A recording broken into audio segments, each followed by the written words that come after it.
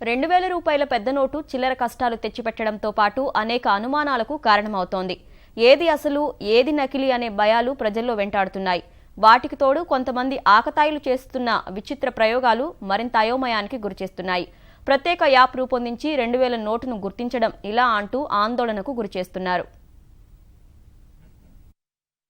నల్లధనం నియంత్రణ కోసం కేంద్ర ప్రభుత్వం చలామణిలోకి తెచ్చిన 2000 నోటుపై అనుమానాలు వ్యక్తమవుతున్న వేళ అసలు నోటును గుర్తించేందుకు ఎన్నో ప్రయోగాలు జరుగుతున్నాయి. నోటులో చిప్ పెట్టారనే వదంతులు రావడంతో కొంతమంది వాటిని నీళ్లలో తడిపి పరీక్షించారు. రంగు మారితే నకిలీ అంటూ పుకార్లు సృష్టించారు. దీనిపై స్పందించిన ఆర్థిక శాఖ రంగు మారితేనే అసలైన నోటని తెలిపింది. దీంతో తప్పుడు ప్రచారాలకు కొంత తెరపడింది. ఆ తర్వాత రూ. 2000 నకిలీ నోట్లు బయటపడ్డంతో ప్రజలు బెంబేలెత్తుతున్నారు.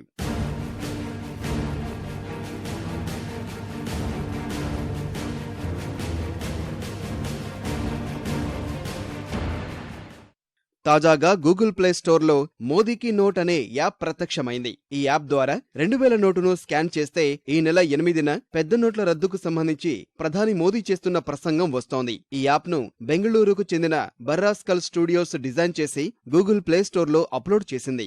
ఈ యాప్ను డౌన్లోడ్ చేసుకున్న వారంతా 2000 నోటును స్కాన్ చేసి అసలు నోటు ఇదేనంటూ వదంతులు రేపారు. అయితే ఈ యాప్ కూడా నకిలీదని తేలింది.